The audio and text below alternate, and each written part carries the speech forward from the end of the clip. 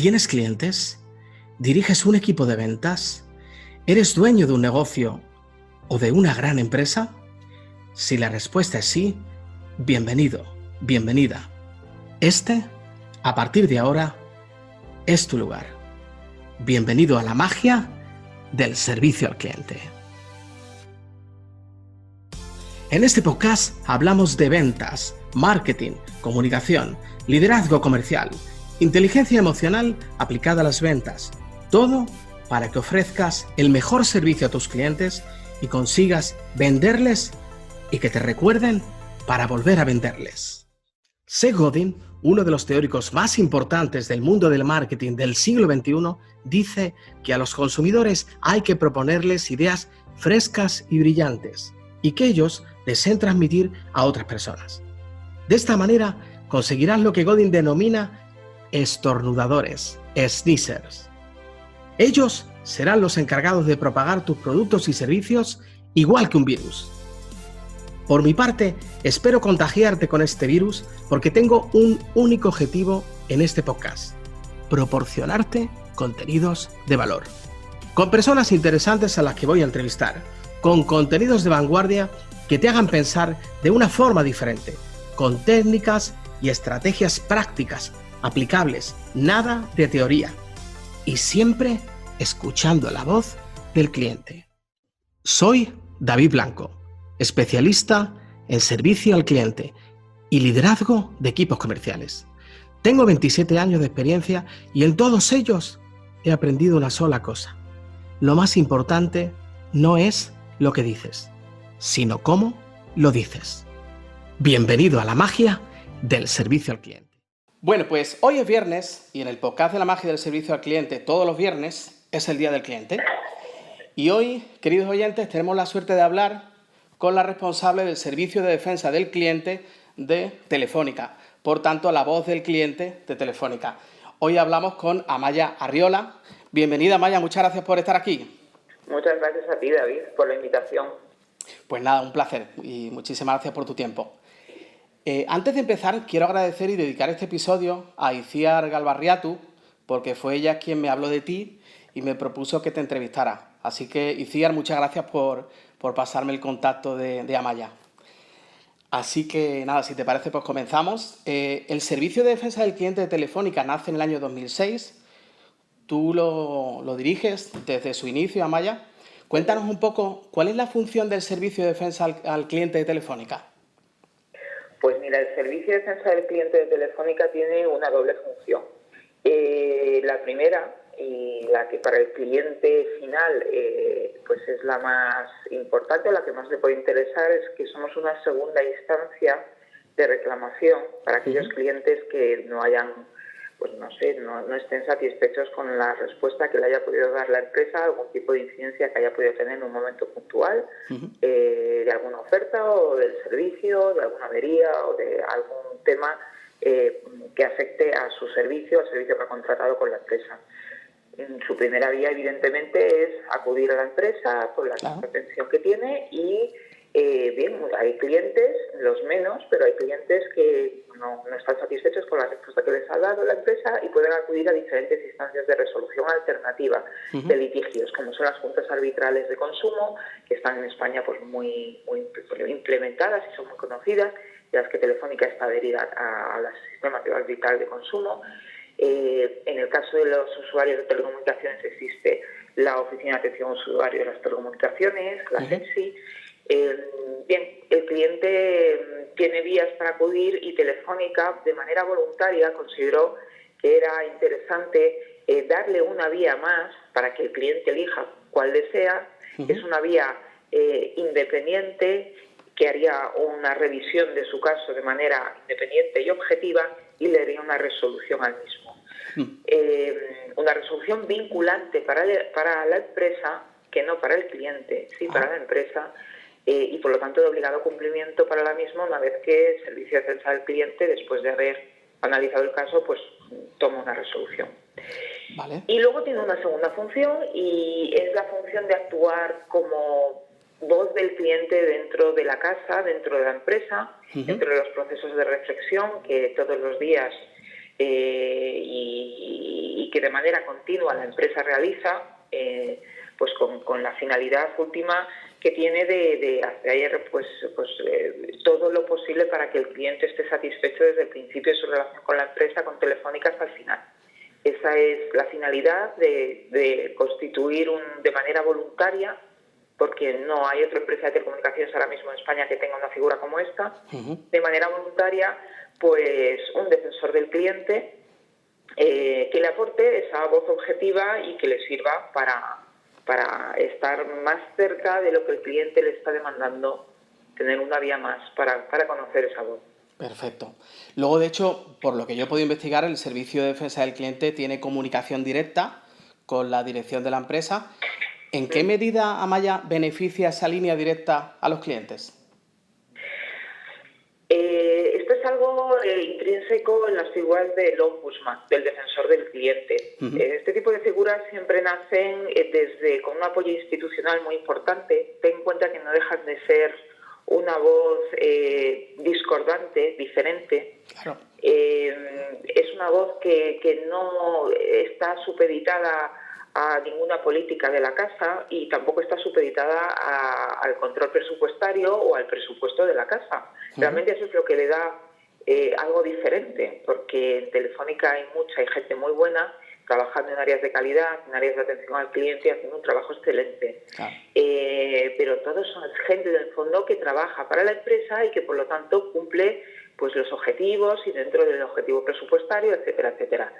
Y hay algo que siempre se dice que es la soledad del CEO, le llaman, ¿no? La sensación que muchas veces tiene la alta dirección de que hay información de los grupos de interés, no solamente del cliente en general, de grupos de interés, que que puede llegarle de manera parcial o que pues por su día a día pudiera enterarse más de resultados más numéricos y no tanto de este tipo de información, ¿no? Que cuesta mucho que suba en informes que llegan al comité de dirección. Entonces, claro, es importante que las figuras de defensa del cliente, este tipo de figuras, tengan un reporte directo con la alta dirección. Porque tenemos una manera de decir las cosas internamente, claro, pues muy objetiva, y es ese discurso rompedor el que, si no, pues costaría mucho que pudiera llegar. Creemos que eso es lo que aporta valor. Qué bueno. Y ahora que nos están escuchando otras empresas, grandes empresas, pequeñas empresas, ¿qué ventaja tiene? ¿Qué ventaja tú llevas desde el año 2006, o sea, prácticamente 13 años como responsable del Servicio de Defensa del Cliente? ¿Qué ventaja tiene para una empresa ofrecer este servicio a sus clientes? Pues mira, este servicio es muy interesante y ha sido siempre una de mis batallas para grandes empresas. Evidentemente, un taller de reparación de coches o una tintorería no tendría sentido que tuviera un servicio de estos. La lógica es que se apunte, pues, por ejemplo, para las controversias que pueda tener con sus clientes a algún tipo de ADR, como puede ser el sistema arbitral de consumo, pero no tiene tanto sentido para empresas pequeñas. Pero para una empresa grande, una empresa sobre todo que venga de sectores liberalizados, pueda ser transporte, pueda ser energía, este tipo de servicios aporta una voz muy fresca, sirve muchas veces como revulsivo. Yo lo que siempre digo es que somos las únicas figuras, la gente que trabajamos juntos en defensa del cliente, que deben de preocuparse por las cuentas de resultados de la empresa. Todo, el 100% de las personas que trabajan en una empresa deben de preocuparse por los resultados, claro, porque es fundamental que lo tengan intrínseco, igual que las políticas de atención al cliente. El defensor del cliente, la gente que trabaja en defensa del cliente, solo se preocupa por los compromisos que la empresa tenga con el cliente y por la satisfacción del cliente. Y esa parcialidad te acerca mucho a un montón de políticas que desde un punto de vista estratégico político pueden tener sentido, sí, pero que si las ves desde otro punto de vista a lo mejor ya no tanto. Yo creo que este tipo de figuras, bien sea un defensor del cliente o bien sea tener a alguien dentro de la casa que le des derecho a disentir, a pensar de otra manera, en grandes empresas ayuda muchísimo, porque hay cosas que, como te digo, tienen sentido en el corto plazo, tienen sentido dentro de un proyecto presupuestario estratégico, pero pueden no tenerlo tanto o pueden perder su sentido cuando lo ves con un punto de vista externo. Y sobre todo lo que te aporta es esa nueva voz. Luego la empresa siempre es soberana de tomar sus decisiones y de llevar la política comercial y atención al cliente que considere.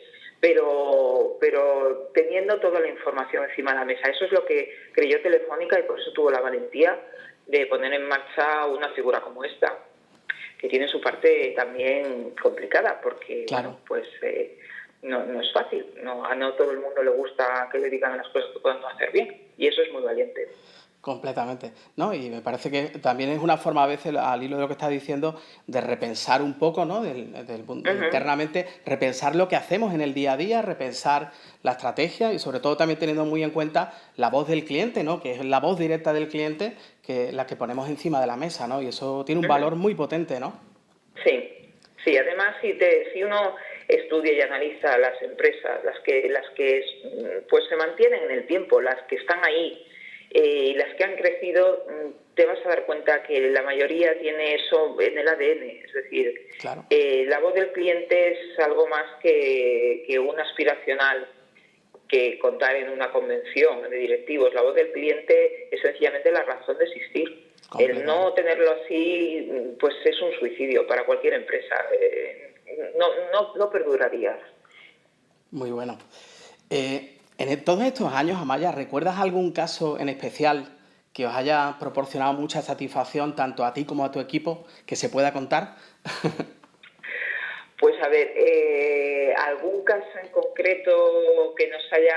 Es que hemos tenido de todo. Nosotros empatizamos muchísimo porque son cartas largas en las que la gente además pues te cuenta sus sentimientos, porque muchas veces la relación con el cliente va más allá de la calidad de un producto y un servicio. Claro. Mucho más allá. Entra la sensación que un cliente ha tenido con la empresa y los sentimientos que le despiertan momentos puntuales. Y nosotros siempre nos acordamos del agradecimiento posterior y la satisfacción de que el cliente, la Telefónica es una gran empresa, una empresa muy potente con una calidad de servicio excepcional, pero como todas, tienen sus momentos de equivocarse, ¿cómo no? Claro. Y el saber y tener la satisfacción de que el cliente ha cambiado su opinión y vuelve a confiar en Telefónica y decide quedarse con Telefónica y seguir dejándonos que fuéramos sus proveedores de servicio, de telecomunicaciones y de ocio y de todo, porque ya vamos a ser proveedores de todo, claro. De un montón de cosas las que quedan por llegar, pues nos da muchísima satisfacción y bueno, pues es que seguro que la gente, es que ahora mismo me dices una en concreto y me cuesta, pero sí, de gente de fuera, me acuerdo de un señor que estuvo 6 meses navegando, fue muy bonito como nos contaba un pescador. Sí. No sé, al final es que empatizas, claro. realmente las relaciones con el cliente son relaciones humanas y no se nos tiene que olvidar. Hay una frase que dice Miguel Ángel Cornejo, el gran formador de líderes, y fallecido hace 3 o 4 años, que decía: no escuches palabras, entiende emociones. Yo creo que en todos esos escritos, ¿verdad? Aparte de escucharlas, de leer las palabras, ¿no? Hay unas emociones muy presentes, ¿cierto? Exacto, muy fuertes. Somos seres humanos emocionales. Y muchas de las decisiones que los seres humanos tomamos en nuestro día a día, no te digo muchas, te digo prácticamente la mayoría de ellas, más allá que en un momento dado, pues por temas concretos tomemos decisiones más económicas, racionales, son decisiones emocionales, son relaciones humanas y eso Telefónica lo tiene muy presente y cada vez más. Telefónica tiene un proceso de transformación y viene en un proceso de transformación tremendo desde hace 10 años sobre todo. Y lo sabe y lo tiene en cuenta. Y para mí es vital. Esto no se trata solo de que un cliente esté satisfecho con que tiene el mejor servicio de ocio como Movistar Plus, ni la mejor fibra, sino que siente una relación de confianza y de emocionalidad potente con la empresa que le da el servicio. A mí me parece fundamental. Además, Amaya, hay una cosa, cuando nosotros nos comunicábamos por mensaje, ¿no? Para hacer esta entrevista, una cosa que me gustó mucho cuando yo te leía, y es que tú decías que tienes pasión por el cliente. ¿En qué medida se traduce esa pasión que tú tienes por el cliente?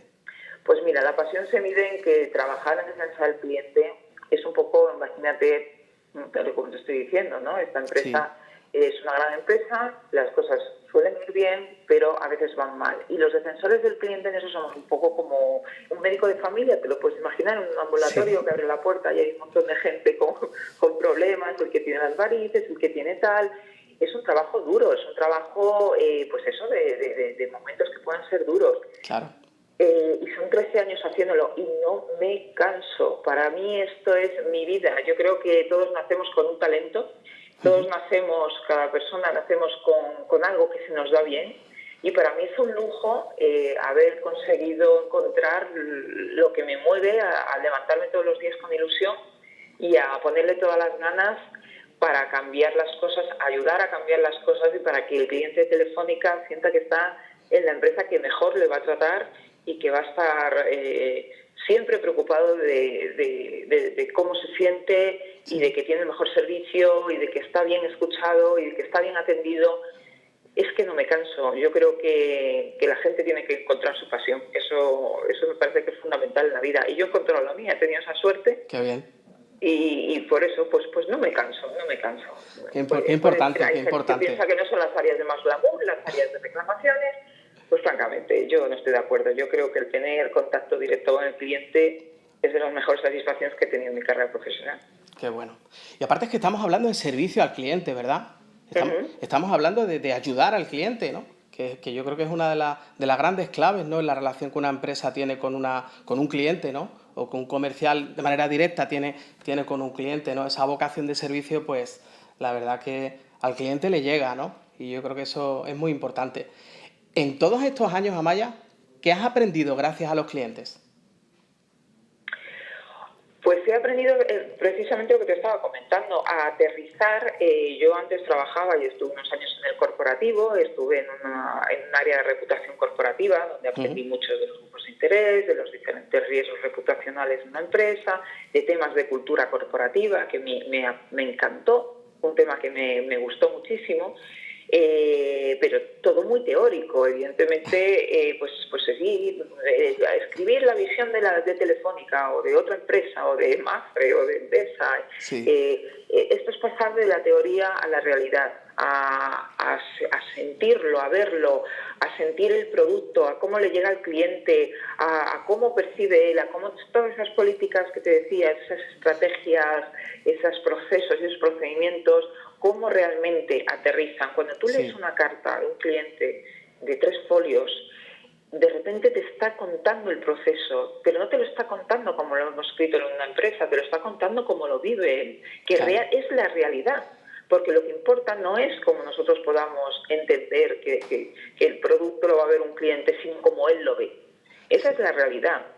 Y es él que te va a pagar por el servicio. Entonces, ese aterrizar a la realidad, la teoría y la estrategia, pues para mí ha sido lo más enriquecedor. Yo creo que este tipo de áreas debería de moverse mucha gente de las empresas, y que es fundamental que la gente vea en la realidad lo que significa, pues, lanzar un producto, por ejemplo. Claro. Qué bueno. Escuchándote ahora mismo me venía a la mente una frase del biólogo chileno Humberto Maturana, que es una frase que yo utilizo durante muchos años en mis cursos, y siempre con la primera parte de la frase pues la gente suele estar de acuerdo, pero siempre hay una segunda parte, ¿no? Y la frase es: yo soy absolutamente responsable de lo que digo e irresponsable de lo que tú escuchas. Cuando uno dice eso, casi todo el mundo está de acuerdo, ¿no? Pero claro, la segunda parte es: mi labor es cotejar constantemente lo que yo digo con lo que tú escuchas. Claro. Y a la hora de proponer productos y servicios, entiendo que en cierto modo es lo mismo, ¿no? O sea, yo propongo servicios, pero tú los recibes. Claro, si yo tengo la oportunidad de recibir el feedback de cómo tú entiendes lo que yo te estoy proponiendo, es un valor enorme, ¿no? Espectacular. Pero sí, es que es fundamental. Y para la empresa eso sí que es eficiencia. porque da igual si podamos hacer el producto, en nuestro caso un producto de telecomunicaciones tremendamente puntero, si no hemos escuchado al cliente y no sabemos qué es lo que él necesita. Tenemos que escuchar al cliente y darle lo que él necesita, superando incluso sus expectativas. Es decir, muchas veces el cliente nos puede decir, necesito esto y estos son mis básicos, pero nosotros le podemos descubrir un mundo y, bueno, además tenemos la suerte los que trabajamos en una empresa como Telefónica de estar en el centro de la transformación social que se está produciendo. Esto es imparable y una empresa como Telefónica tiene muchísimo que aportar y va a aportar muchísimo al cliente, porque es tanto el cambio y es tanta la transformación, tanto va más allá de las necesidades, que es fundamental que estemos muy unidos, que escuchemos mucho al cliente para centrar muchísimo ese tiro a lo que él quiere, a lo que él necesita, a lo que le va a ser útil en su día a día en este mundo hiperconectado, digitalizado, automatizado al que nos estamos dirigiendo. Claro. Entonces, si no, vamos a perder nosotros eficiencia y vamos a frustrar muchísimo al cliente, que no va a entender lo que estamos haciendo. Claro, totalmente de acuerdo. Hemos hablado hace un momentito, Amaya, de lo que tú has aprendido. ¿Qué piensas que ha aprendido el grupo Telefónica? ¿Qué es lo que ha aprendido la empresa por tener un servicio de atención al cliente, un servicio de defensa? Pues a ver, al principio cuando nacimos había reticencias, no te las niego, y son normales, porque creas una figura interna, pero independiente, objetiva, con una voz que va pues a decir las cosas que a uno puede no gustarle. Pues esto es un poco como nos pasa a todos en la vida, ¿no? Claro. Pues hay gente que admite mejor las críticas y gente que peor. Sí. Entonces no te niego, y pasará en cualquier empresa que se anime a montar un servicio de defensa del cliente, ponga un defensor del cliente en su organización, tendrá ciertas reticencias que se acaban convirtiendo en todo lo contrario. Telefónica nos tiene en cuenta cuando tiene que hacer algún tipo de proceso de reflexión de algún procedimiento, de algún tipo de política, nos escucha y cada vez, bueno, pues pero esto es una cuestión de tiempo, efectivamente. Claro. Esto es un poco como te diría, el ganarse ese respeto de que oye, esta gente de defensa pues tiene cosas interesantes que decirnos, nos las dice de manera independiente, no hay ningún tipo de objetivo detrás más que la satisfacción del cliente, y es bueno que les escuchemos. Y la verdad es que es una relación ahora pues bastante buena, y bueno, pues como todo, ¿no? Habrá, y esto claro. Igual que es personal con los clientes, también es personal y emocional con las personas que trabajamos en las organizaciones, pero en general muy buena relación. Y bueno, esto ya tendrías que preguntárselo a la gente de dentro de la empresa, sí. Y más del comité de dirección, pero yo creo que razonablemente satisfechos y contentos de que existamos. Qué bien. Mientras te estoy escuchando, hay una palabra enorme que me viene y que la quiero poner aquí, y la palabra es cercanía, ¿verdad? Sí. Es que es fundamental. Claro. Es fundamental. La cercanía en general. Claro. Tanto con el cliente como entre la gente que las organizaciones, muchas veces, y eso sí que me he dado cuenta en estos años, muchas veces algunas de las incidencias y ineficiencias que pueda tener la empresa en su relación con el cliente tiene que ver con los silos que la propia empresa se crea. Entonces, muchas veces cuando voy a hablar con diferentes áreas, oye, y esto qué pasa, y esto otro, no, es que esto lo llevan tal, la propia empresa tiene que aprender a ser más cercana entre los diferentes departamentos, porque son muchas veces esos silos que no se hacen por ningún tipo sino por el día a día, claro. los que hacen que no fluya la información y que acabe al final pues afectando al cliente, y porque afecta al cliente, afecta a la empresa. Porque yo en el fondo soy una defensora del cliente y por lo tanto defensora de la empresa. Claro, perfectamente compatible, por supuestísimo, claro. Genial. Amaya, estamos llegando ya casi al final de esta entrevista, trasladándonos un poco al presente futuro. La inteligencia artificial ya convive con nosotros y es una realidad. ¿Los asistentes virtuales, tú crees que sabrán empatizar con los clientes? A ver, como lo que significa la empatía y tal y como es la empatía, una máquina no puede empatizar. pero eso no quiere decir que no pueda ser una excelente herramienta de atención al cliente. Una excelente herramienta. Al final, la inteligencia artificial aprende conforme a unos algoritmos y son esos algoritmos y es lo que hayamos querido programar en esas máquinas, qué aprendizaje queremos que tengan esas máquinas, la que pueda hacer que la respuesta hacia el cliente sea estupenda. Yo no tengo miedo en absoluto ni a la digitalización ni a la inteligencia artificial. Lo que creo que es una oportunidad realmente para transformarse. Es decir, siempre he creído que no se trata de lo que tenemos, hacerlo igual en unos y ceros, sino aprovechar la oportunidad para hacer las cosas de manera diferente. Y la inteligencia artificial lo que nos da es la oportunidad de que gente con enorme talento, de que personas que pueden hacer trabajos mucho más creativos y mucho más empáticos dediquen esas horas a ese tipo de trabajo. Entonces, yo doy la bienvenida a la automatización y a la digitalización, no le tengo miedo, creo que puede ser buenísimo tanto para las organizaciones empresariales como para todos nosotros como clientes y usuarios de productos y servicios.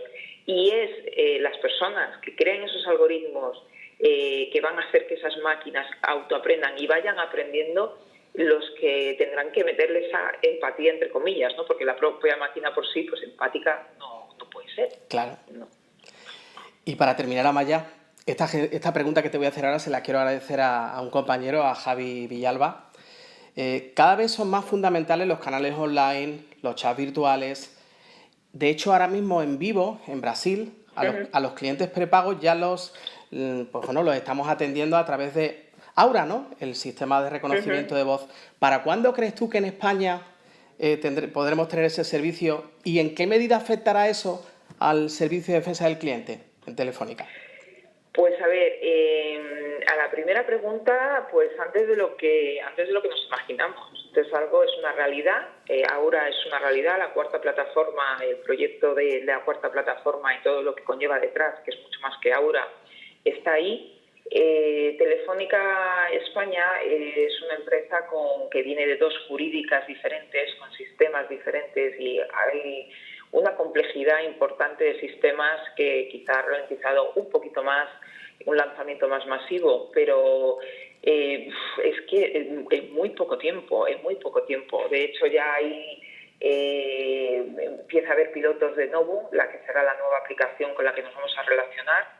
Yo soy una partidaria acérrima de defensa del cliente, este tipo de herramientas, porque ayudan mucho a evitar errores muchas veces de tramitación, ayudan mucho a que la información esté ahí, a que el cliente tenga toda la información, con lo cual los canales online, las apps, todos los canales que hagan que la información, el cliente, no le quepa duda de lo que está contratando, de qué características tiene, de qué precio, y todos los automatismos que puedan haber detrás y que por lo tanto evite errores humanos, pues es que me parece fantástico, porque lo vamos a notar un montón, lo va a notar el cliente muchísimo y lo va a notar la empresa también muchísimo, y como te decía, va a permitir que gente con enorme talento y con muchas capacidades se dedique a otro tipo de cosas más creativas. Claro. Y lo que afectará a veces al cliente, pues a lo mejor el día de mañana me quedo sin trabajo, porque ya todo va estupendamente bien. ¿Quién sabe? Yo feliz. O sea, que tampoco me importaría. La gente de defensa del cliente, los clientes que acuden, que ya te digo, son clientes muy puntuales, con temas que se han enquistado, que pues por la vida, por las estrellas o por lo que sea, pues se han ido concatenando un problema con otro, pues siempre va a haber, porque errores pues siempre pueden cometerse, ¿no? Claro. Y eso al final es una información que nosotros aquí tratamos evidentemente con cero automatismo, porque, como te decía, no solamente resolvemos el problema puntual de ese cliente que ha acudido al defensor, sino que analizamos el proceso end-to-end, desde el principio hasta el final, para saber dónde pueden estar esas debilidades y que no vuelva a pasar. El problema no es que los errores pasen, el problema es que se repitan en el tiempo. Claro. Y eso es un poco la funcionalidad y un poco la misión que tenemos, de ayudar a la empresa en su trabajo diario de intentar que los errores no se vuelvan a cometer. Entonces, bueno, pues ojalá llegue un día en el que no haya ningún error y que el cliente no necesite un defensor del cliente. Yo creo que está más cerca y podré dedicarnos todos los que estamos aquí pues otras cosas que, ¿por qué no? Telefónica es enorme y muchas cosas que hacer y encantados, pero bueno, cada cosa a tu tiempo. Fenomenal. ¿Hay alguna cosa, Amaya, que no te haya preguntado y que tú quieras transmitir o que quieras que te pregunte o tú mismamente transmitir o comunicar? Has resumido bastante bien lo que es defensa del cliente, como te decía. A mí me gusta, sobre todo porque este tipo de figuras son muy poco conocidas, son más conocidas en países anglosajones, donde la figura del ombudsman es más conocida. En España, pues sí, se conoce el defensor del pueblo, pero poco más. Ya te digo, hay muy pocas empresas que se hayan animado a crear este tipo de figuras. Yo vuelvo a insistir, animo a grandes empresas que lo tengan en cuenta, a que no tengan miedo a tener una voz que pueda ser a veces discordante, pero que siempre está con funcionalidad y con ganas de ayudar a las organizaciones a que se transformen. Esto va de cultura muchas veces. Los cambios culturales, como casi todos los cambios, como los cambios personales, pues llevan mucho tiempo, no son fáciles. Y este tipo de figuras quizá un poco divergentes o outsiders, pues muchas veces son las que puedan ayudar a esos procesos de transformación. Entonces, pues es sencillamente un poco lo que quiero que la gente se quede con ello, ¿no? Que los defensores del cliente nacen con esa intención. Primero, que el cliente tenga otra instancia para acudir, para que él decida qué instancia de resolución alternativa de litigios le interesa, en qué momento, y por lo tanto la empresa le da esta función, esta figura como una opción.